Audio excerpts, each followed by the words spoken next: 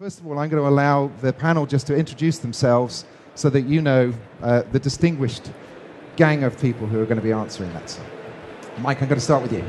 It may be increasing order of distinction. It certainly starts with the lowest. Thank you, Ian. I'm Mike Berry. I'm ex-big agencies. These days, I'm an independent consultant and trainer. I'm course tutor for the IDM Digital Diploma. And I'm also working directly with quite a lot of small companies, mainly in B2B. And I see things changing, particularly in the social media world. And I think often B2B marketers feel a bit second class and a bit neglected by training and by the industry publications. But I think it's a fascinating area and really important. And I think social media is at last beginning to work for some of them. Excellent. I need to know how it's working, so we'll come to that in a second. Louise, next. Yes, hello, I'm Louise Green and I'm Group Marketing Director at Bureau van Dijk. We're a business intelligence company. We are selling solutions around company and business intelligence, and we have 30 offices across the globe, so international business and selling into a range of business functions, including sales and marketing. Excellent. John? Hi, I'm John Noble. I'm Director at Proactive Business Information. Proactive are a marketing services provider with a number of different solutions across traditional mail, print, data segmentation, data analysis, and some innovative digital services. And my particular area of expertise is the use of data. And we've seen the changing world of marketing, new technologies, new channels, but there's one thing that's been constant across everything, and that is the use of data. So I'll be coming at it from perhaps more of a data angle. Cool. Steve. Afternoon, everyone. My name is Steve Kemish. I'm chair of the IDM's Digital Marketing Council and also joint MD of an organisation called Science. We're a marketing agency. We work in predominantly business-to-business on multi-channel marketing, so we're channel independent. Therefore, social media is an element of what we do with some of the organisations we work with. Selfishly, if I may, perhaps just a show of hands from the audience to Ian's participation piece. Hands up who is in business-to-business or represents a business-to-business brand here. Okay, and what about consumer? Okay, and anybody I've missed? Charities or anything else in the middle? Okay, great. That's just to try and help set the scene in terms of the mix of room. Excellent. Okay, so now here's your first test. Did you hear what they said at the back? Because it's really noisy in here. Okay, all right, so here we go. The big question is, we've got 25 minutes left, folks. One thing that I need to know about this new social world that I can turn into money for my business quickly. Mike. Okay, thank you. I think the first thing that I'm going to say is content. That's the only thing I'm allowed to say, isn't it? We're only allowed one thing each. You talk about content marketing, and those of us with grey hair that have been in marketing for a couple of years would say, well, that's old wine in new bottles. We've always needed good content in every single discipline, every single communication, because you can't bore people into buying, as I think David Ogilvy once said. But I do think that good content may be cheaper than a lot of people realise. Even if you're a relatively small company, you may have colleagues who are absolute experts at something about your industry, something about your business. You may have even suppliers or colleagues or partners who are happy to give you something that's really quite interesting to lots of people, therefore can position you as thought leaders. So when we talk about social media for SMEs, I don't think we really in the UK mean Facebook. We probably don't mean Pinterest at this stage, but we may well mean content marketing. And the best place for that might very well be on your own blog, but why not then use Twitter to drive people to it? And it's all about good content, which may, if not free, it may be very inexpensive, and you probably don't need to pay expensive outside suppliers in many cases to get good content. Right. Can I just stop you there a second? Does everybody know what he means by content? Okay, so you're going to be able to tell me afterwards. Can we just be clear? Are you talking about I need to write a blog? And means something interesting that people want to consume, probably written. So it could be some interesting article, some interesting thought piece.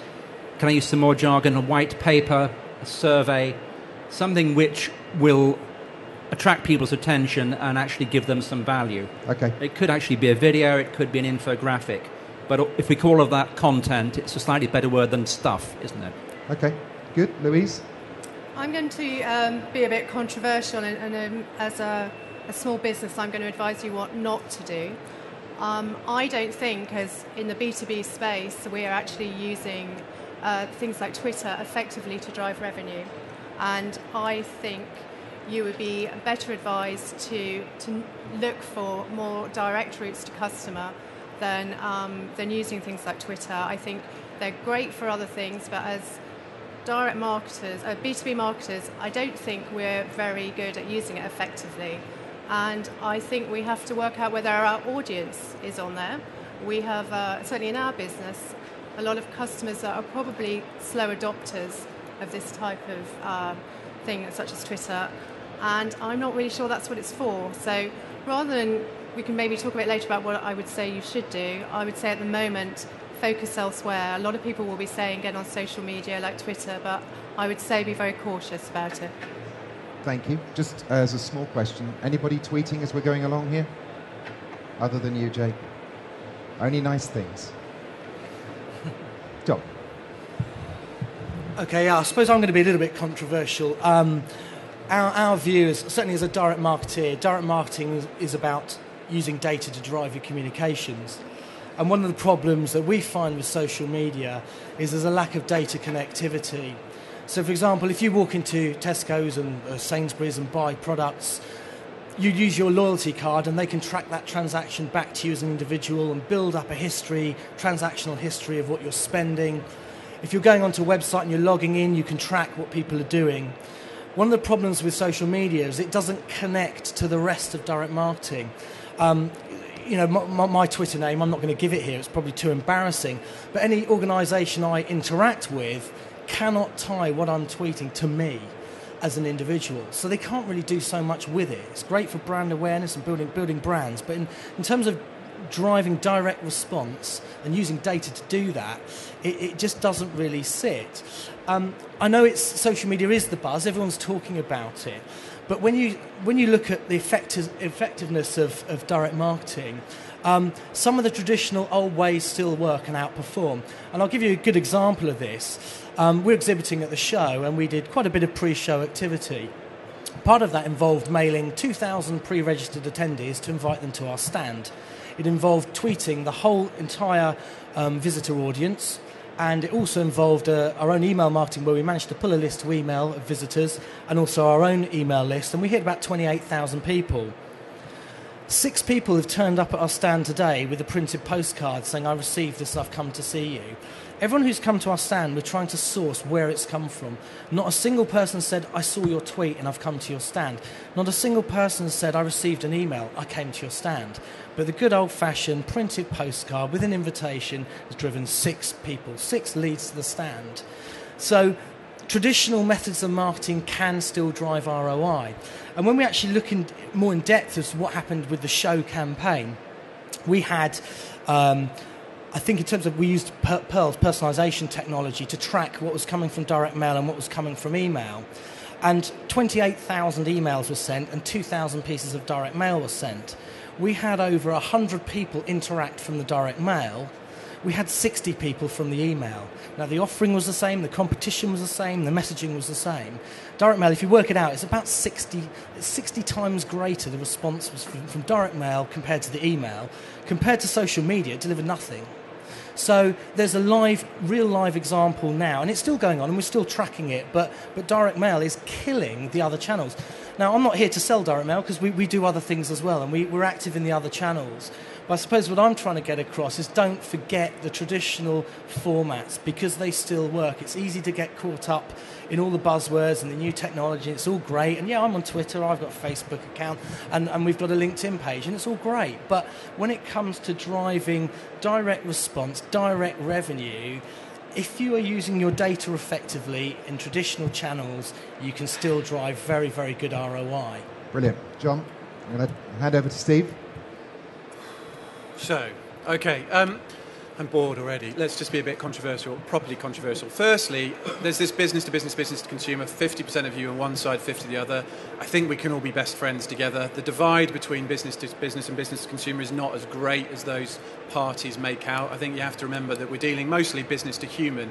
You're all business to business people if you have a job, and you're all consumers and human beings. So actually, the mindset the process you go through to make decisions, whether you're making decisions for you to spend on your credit card or buying on behalf of your organisation, are fundamentally, in my view, not that different.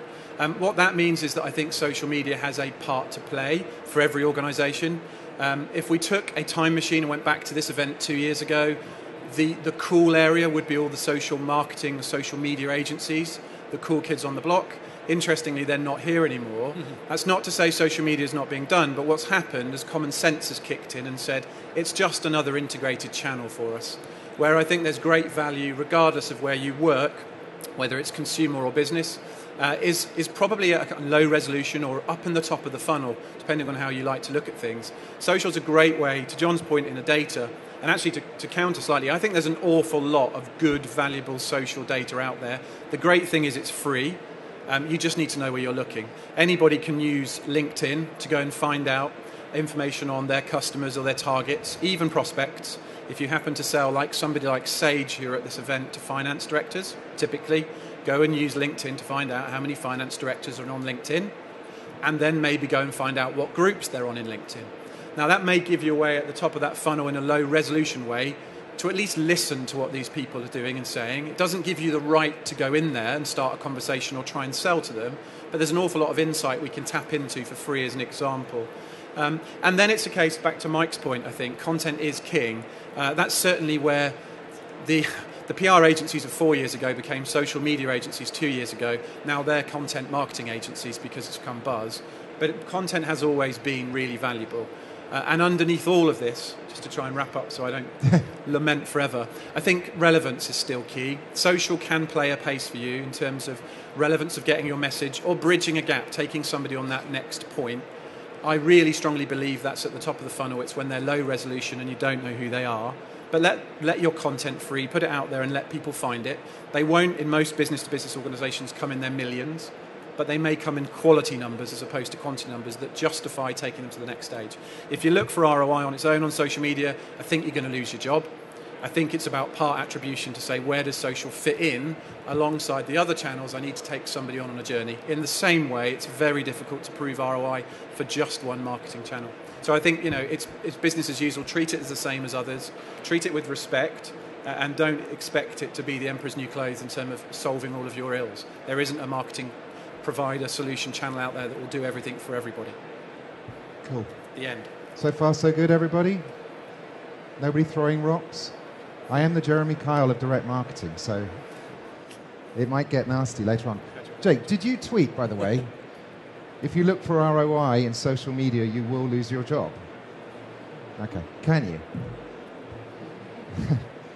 Anybody disagree with that? Okay, let's just do this a second. Who here thinks that social media is really important for direct marketing?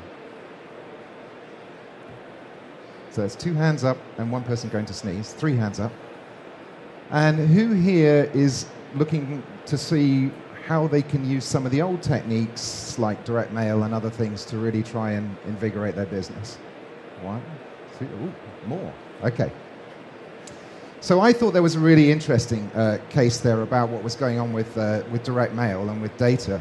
We did a piece, we sent out an email recently where we got, I think it was a 35% click-through rate, but it came from using data and using content in a really quite clever way. And it seems to me that people have stopped being clever. It seems to me that if I just very quickly check my inbox,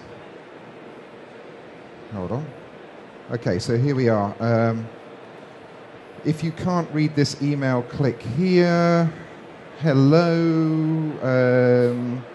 You're on this list because you've subscribed to something else. That's what is in my inbox on my iPhone right now. 50% of people will read your emails first on their iPhone, and that's all you get. 1 line.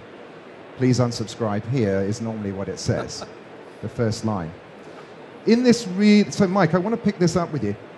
We're in a really over-communicated world, and there's a lot of people out there who just want to add to that communication.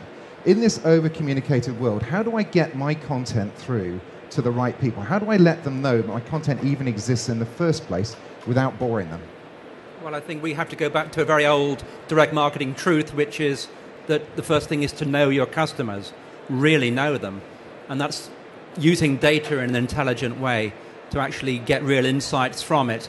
And, those guys and girls are the ones that are going to be essential to all our businesses going forward. The people that can look at this massive data that we've suddenly got and make some sense of it so that marketers can do stuff differently, i.e. better. I think that we're in a situation where the consumers are completely inundated with various different messages in all media. And we've all learned to filter stuff out, haven't we? Yeah. Just in order to survive. We don't read every word of every direct mail letter we receive, and we don't walk down a street reading every billboard, and we don't look at a magazine and go through all the ads because we wouldn't be able to live our lives. So online we've developed banner blindness, we've got a click habit so everything goes straight in the junk or into the bin, and it's really got to work to engage us and to be saved and to get any attention from anyone. So I think it's the same old. We've, if anything, got more of a challenge as marketers making decisions between all these new channels. I do know that some small businesses are doing quite well on Twitter, but as a result of that, they haven't spent so much money on other things. The finance director hasn't said, we've got iPhone apps now, here's some more money, go and spend it, have a good time. Your budget is actually cut 10% year on year. Are you sure you still want to spend all this on doing a new iPhone app? So actually, marketers are under more pressure than ever. But that doesn't mean we should neglect the new media, the newer media, because customers are moving, and we've always had to fish where the fish are. So we've got very tough decisions to make, but that's part of the fun. But we're direct marketers, so it's all about measuring stuff for us, isn't it? So being on Twitter is no use. Actually getting people to buy things is what we do as direct marketers, right? But if you could prove that Twitter were helping to encourage people to buy things, yeah. And when your tweet goes out, your hits on your website go up and your conversions go up, which you can count, that might be interesting. But you can't. I think we're getting very close in certain cases. I think that it's fair to say that social media is less easily measurable than many other activities. But as direct marketers, we've been saying that TV hasn't been measurable for a long time. Doesn't mean it's wrong, does it? And TV is thriving. So, as direct marketers, I don't think we should say we're not really marketers, we're just direct marketing people. We've got to look at the whole picture. It's about response, isn't it, Steve? So just to challenge your point earlier about your 35% click-through rate, that doesn't mean no disrespect, Ian. It doesn't mean anything to me. What I'm interested in is how many conversions or how many sales did you make. And I think the interesting point is if you take email with a well-known metric, that's great in terms of campaign level process, but it doesn't mean you're a successful marketer or your campaign's been successful. You could argue the same is for Twitter engagement, Twitter click-through, Twitter followers, whatever it may be. I think there's definitely a place to play for social for a number of organisations in this room. Let me say, I'm not an advocate of social media. I don't work for a social media agency. Christ help me, I never will. It is about actually what's most powerful to us to try and get people to move along that engagement line. That email alone may well sell things. If you're a consumer brand and you sell £7 books on an e-commerce website, it may be that the click-through rate is linear to the number of sales.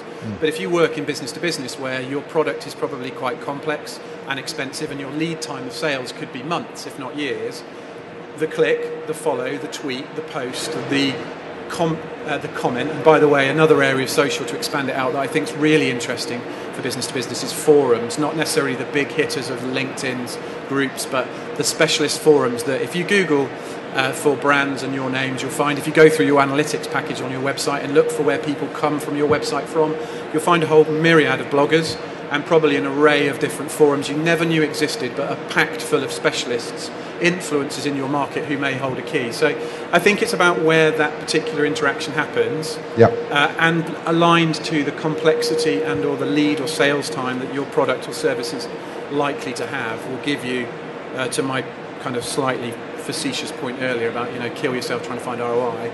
I think you can, but I think it's I agree with you on that point. Yeah, but I'm qualifying it as much as I don't think you shouldn't be looking for it. Yep. Christ, we should, but you aren't going to find it easily. It's a multi-channel, a multi-touch piece that most marketing campaigns, business or consumer, need to get the most results. Okay. So, if we're not there yet with social, where are we there? Where should I spend my money, Louise? What am I doing? Remind me. Well, I think you should do nothing in isolation.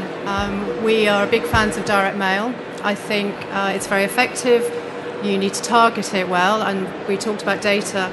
I think we need to remember as well that technology is really helping us with data. It's no longer a discrete part of our business. If you're buying data in, it doesn't have to sit separately anymore as a new list you've bought. We are talking to more and more people about how they can integrate it within their CRM system. So sales and marketing teams can be getting much better at knowing more about their customer and knowing when to approach them.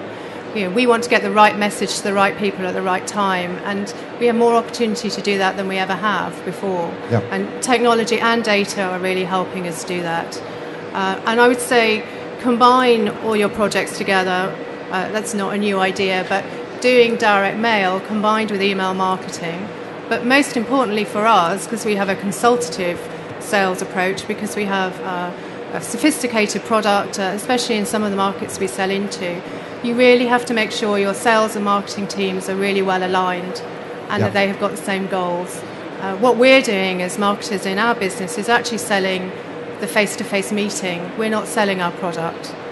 All our marketing is about getting our salespeople in front of the right people. And I think sometimes we forget that. We think we're marketing our product all the time, the sale of it, but it's not. It's the next stage of the sales process that we need to look at. I think that's really, really just so powerful, because the number of times we see people who create marketing campaigns that have no relevance to the sales at all. Still today, I mean, what you're saying is blindingly obvious. The purpose of marketing is surely to drive sales. Yeah. Well, direct marketing anyway. Yeah. Excellent. John? Yeah, I mean, I think that's the case. I still come back to the data angle. I mean, you're talking about where social is now. Where it will be, eventually it will connect up properly to the database. So, you know, when you go into the shop and you buy things, if you then go online and you're interacting with the website, that can all be tracked. It's all, your engagement with the business is being tracked. You can then look at the customer journeys. You still can't, unless you, with Twitter, unless you know what people's Twitter names are, you can't do anything with it. Or on Facebook, unless you know who it is, you can't put that back into a database. Now, technology is changing, and that I'm sure in the next few years we'll see that. And I think once the technology is there, or that's if the big social media players allow it, if you can then tie social media engagement and activity back into the database, then you really are getting this single customer view, not in terms of what they're doing when they're spending, or perhaps what they're doing on your website, but what they're saying about you in the digital world. So I think further down the line, social, if the technology continues to develop and the owners of Twitter, LinkedIn and Facebook allow that access, then it will be very powerful. I'd like to come back to Steve's point about LinkedIn, and in a business-to-business perspective, LinkedIn is a very powerful database tool.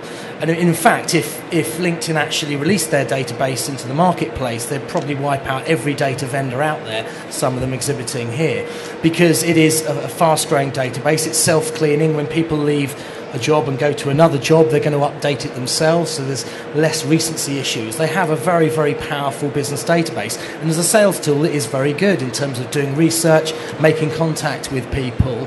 LinkedIn is probably closer to sitting with direct marketing than perhaps in a business-to-business perspective than Facebook and Twitter are in a consumer perspective. Great, you've got a load of people like your brand, they might be talking about it, it's all good stuff, it's all PR, it's all brand awareness, but there still isn't tangible revenue unless you can place adverts, which I know you can do, and you're placing specific adverts to specific people. You can drive direct response. And an example of that recently, for my sins, I'm a Southampton season ticket holder, and on my Facebook page it's picked up that that's who I follow, and when I log into Facebook on a match day, I get a Betfair advert pop up giving me the odds on who Saints are playing that day. That's nice targeted advertising. I respond to that and engage, and there's some direct ROI. You can get direct ROI with social, but I don't know how much Betfair have paid Facebook to be able to do it, but I guess it's in the tens of thousands of pounds to be able to place that sort of adverts on the site, which is great if you're a big brand and you've got 6-figure, 7-figure marketing budgets. But for the small and medium business enterprise, you can't take advantage of that in the same way. You don't have the budget, and you've only got that limited limited money. So it's about finding what does work and what doesn't. And it comes back to Mike's point about understanding your customers and prospects effectively and finding out what works for them. There's also, I think, a demographic split in terms of your audiences. For example, if you are engaging on a business to consumer aspect with younger people, well, yeah, you're going to interact with them more perhaps on a social environment than perhaps elderly people if you're selling them holidays. Someone like Saga is more likely to do that through traditional catalogues of their holidays mailed out to elderly people, because these elderly people aren't sat on Facebook looking for their holidays perhaps. So I think these different channels work in different ways, and I guess the general consensus is a multi-channeled approach. You can't really say one works better than another. It depends on the application, depends on the audience. So it really comes back to getting back to your database and understanding who your customers are and who your prospects are, and then driving your strategy from there, as opposed to saying, well, I'm going to try this channel or I'm going to try that channel. It's get back to the basics, get back to the data first, and then everything else will follow, because data spans all of the channels. Okie dokie. All right, so we've got 5 minutes left. What questions haven't we answered so far? Who said, I want you to answer this question up here? Was that one of you? Was that you? Okay. Have we answered it yet? Are we getting there? What else do you want to know? Sorry, I should come and give you a microphone. I don't think there's a definite answer for that question, because we've got probably 2 or 3 different opinions up here. From a personal perspective, I work in business-to-business environment, and I work for a web development company. When I post out tweets or write on the blog, we attract other web developers, but they're not necessarily the decision makers. So that's the problem that we have. Yeah, it's an interesting. Sorry, I'll take that back because it's feeding back. It's a really interesting issue about whether you're actually advertising to the people who are going to buy and spend money, which is who I need to advertise to, or whether you're advertising to your competition, which is kind of the wrong kind of advertising at the end of the day. Do you use LinkedIn? Not a great deal. Does anybody, who in here uses LinkedIn for marketing, as in sales lead generation, market generation? 1, 2, 3, 4. Who uses LinkedIn to go find people to recruit for recruitment purposes? Okay. Top tip, use LinkedIn for recruitment. It's fantastic. It's probably the #1 recruitment tool that's out there. It's so cheap, it's silly. The only thing I would give you as a piece of advice is just make sure that you put in your ad up the top, you have to have a UK visa to apply for this job. Because you get applications. We've got a job out at the moment in an IT role. I think we spent £195. We've had 30 astonishingly good candidates come in as a result of it. Really, really positive. So that's definitely works for us. That's the only business 2.0 social thing that I can really, truly say works for us at this point in time, and that is using LinkedIn for advertising. Yes, sir. I'm going to give you the mic, if I may. Sorry, more of a question for the panel than anything else. When it comes to whatever marketing channel you use, whether that's social or direct marketing or otherwise, is it a case of quantity over quality or quality over quantity? Depends if you want to keep your job or not, I think. Can I start on that one, please, Ian? Yep, of course. I think it has to be quality, and there's an old cliche in digital. There's already old cliches in the young discipline of digital marketing that maybe more traffic is not your problem. Just getting more and more people to come to your website may not be the solution. It may be that you need fewer people who are the right people. And going back to my point on Twitter, I've known people have as few as 200 followers on Twitter, but they are the right people, and they're sharing their good content, and they're also participating in LinkedIn groups, and there absolutely is quality. And having said that, we know there's going to be some wastage.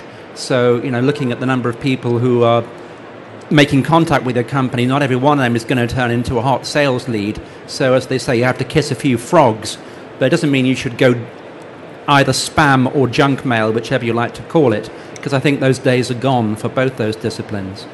Okay. Good. Any other questions from the audience? Can I just add on to that? I'm sure we would all agree that quality is really important, but there are so many cliched campaigns going on around. The amount of campaigns around Valentine's Day that I got into my email inbox with hearts on them that were to do with printers and things like that. And we just need to make sure that we're avoiding cliches and we are looking at the quality of the campaigns we're putting together, because we can damage our brands very easily by doing these things unprofessionally. We were having that conversation yesterday. We were talking about doing something for Mother's Day, which, by the way, is next week? 10th. The 10th of March. It's next week. And we were saying we should do a Mother's Day campaign, and then we said, yeah, but we're probably not the first people to have had that idea. Was there a hand? Yes. Can I just get you to pass that back? Thank you. Thank you. We've heard the panel talking about social media in terms of LinkedIn, Facebook, Twitter, the platforms that we know. Yeah. Have you got any thoughts about taking it one step further to sort of tighter engagement with customers, building communities on separate platforms that are not those platforms that are out there that everybody's talking about? It seems to me that in the direct marketers world, that's where the action's going to be. That's where we're going to know about what our customers respond to, and we can begin to measure interactions. What are your thoughts on community platforms? Steve, do you want to go first? Yeah, I think there's a lot of value in those. It's a really good point. A couple of example brands that might be worth looking at. They're in the IT sector, but IT sector tends to be a leader in a lot of places. Doesn't mean they get it right, but they're good places to look for the good and the bad. Sophos, who are an antivirus and security company, have an incredible community that they've built. Their head of social, Carol, who sits in that organisation, is left to play with cool things, and by doing that she has developed an audience of over 1 million people interested globally in security and antivirus, that sort of thing. She can't directly prove an ROI, but you can near as damn as do it in terms of the engagement she does. It comes back to Mike's point of content, but there's built a fiercely loyal community of people. It's not one brand talking to everybody. It's actually a multi-tiered conversation amongst the people, so the key is that community. Juniper Networks as well, who compete in the Cisco space, much smaller than Cisco, but went in an interesting route to say, okay, how can we mobilise or get our engineers, who are our customers? And I think to your point earlier, sir, the developers, although they may be consuming your content, they may not be the decision makers. They're highly likely to be influencers. And by getting some kind of engagement, it may be there's conversations going on that you can't see, that when that senior person comes to that developer and says, look, we need a new company, who do you recommend? They've already got that prior knowledge. So I think there's a couple of brands like that are doing it really well. It's not easy and it's not cheap to do. No. I would, the kind of adage, I said this earlier at another presentation, build it and they will come, is absolute bollocks, frankly, in terms of marketing. It is a case of you have to build it and work really, really hard to get them there. So it's not for everyone. However, you may be able to latch into other existing platforms that are there. And back to LinkedIn groups, at least as a test ground, can you find people that you would like to engage with already hanging out in groups? And if you don't do anything with that group, at least you can listen and see what the kind of conversation flow is, and how can you learn to take some of that away and perhaps build it yourself or cross-fertilise it. So, I think there's a huge value in that. Guys, I'm really conscious that we've sort of run over at this point in time. Anybody else want to comment on that last point before I come to you for final thoughts? Okay, so here we go. I am a man. I won't remember anything. I'm not taking any notes. I just need one thing, and you need to keep it short and simple. What am I doing tomorrow morning? Remind me. John. Data, and then data. Okay, Louise? You can do a number of things, but you've got to do it well. I'm screwed in that case. Mike? Know your customer really, really well. Excellent. Steve? If you want to explore social, go and download a free tool like TweetDeck or Hootsuite and go and use that as a search tool, to John's point with data again, to say, okay, from a brand name or from terms or language that you think people in your industry will be searching on or talking about, go and prove whether there are people already out there talking in and around your subject. If there are, perhaps you should try and mobilise them. If there are not, maybe put social to the back of the digital toolkit and think on something else. Good. Ladies and gentlemen, thank you so much for your time this afternoon. Will you please thank the panel? Enjoy the rest of your day.